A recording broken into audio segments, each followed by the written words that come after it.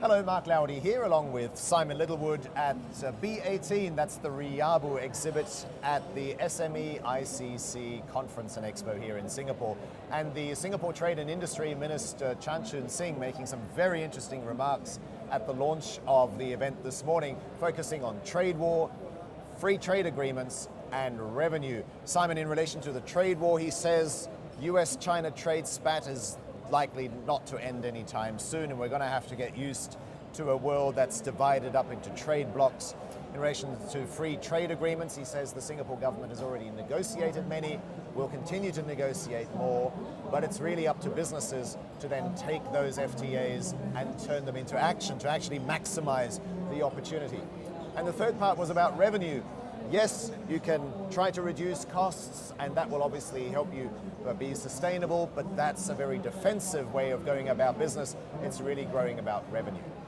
Simon, one of the things though that he also said, which I thought was particularly important for us at RIABU, is the point about tuition fees. In other words, the money you waste as you learn about doing business, particularly in overseas markets that you're not so familiar with. Of course, tuition fees in inverted commas, he was really talking about the sorts of mistakes that you make, costly mistakes from time to time. And that's really one of the big problems when you're dealing with a new customer. You're trying to get used to them, you're trying to get to know them. Sometimes you also make costly mistakes. I think he was talking about rookie mistakes, the mistakes that you can make when you go into a new market that you're not familiar with. What's interesting is that in Singapore on its own, more companies now expect to trade on credit terms than on cash.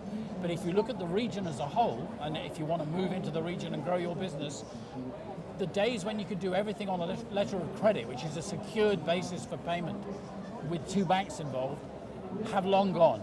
People want open credit, and that's one of the consequences of being part of a trade bloc, whether that's ASEAN or something larger.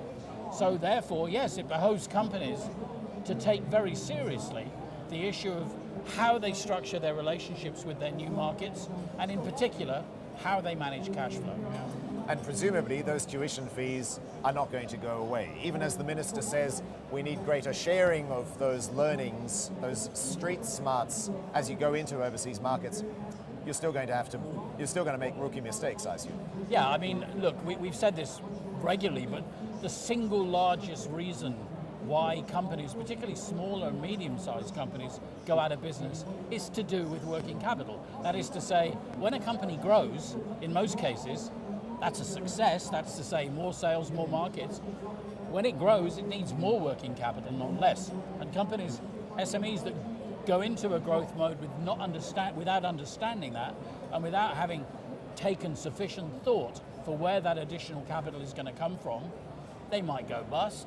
They might run out of money. They might find themselves selling a chunk of the company to a third party who has cash, or they might find themselves borrowing a lot of money, which is something that we've seen a lot of in Singapore recently. Yeah. Well, you know, I felt quite vindicated in a way when the minister talked about sharing those learnings, that as you venture overseas, so that not every company makes the same mistakes when they could have shared that knowledge with everybody else, because that really speaks to the community at RIABU.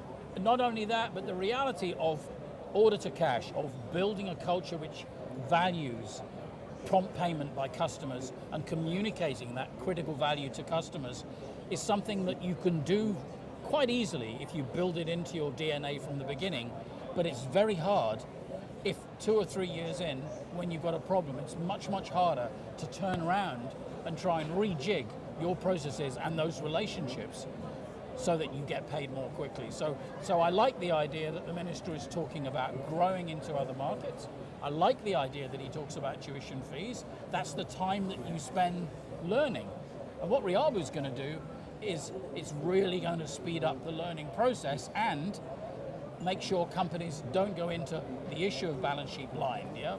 One of the other points, Simon, just finally, that the minister made on stage was the importance of partnering somebody overseas, somebody who knows the lay of the land in the market that you're venturing into. In your experience, does that make it watertight? Well, it's all down to the choice of partner, isn't it? I mean, I have a view on the process of due diligence that you need to go through before you pick a partner. There is, I would sound a slight note of caution here, because people can be quite intuitive about how they pick partners, or it can be happenstance. You know, here I am, I'm at a conference, Yes. I happen to meet somebody, he says, oh, you must come to Myanmar. So what do? I do a partnership with him. I may not know a lot about him, and maybe he's a good guy, but maybe he isn't. So I would counsel caution when partnering up. It's a great idea to have somebody that understands the local market, but if you make the wrong choice, not only is it really difficult short term, but it's very, very difficult to get out of that kind of relationship. Yeah. Simon and I will be at the SMEICC Conference and Expo for the next 2 days. Join us at booth B18. We look forward to seeing you here in Singapore.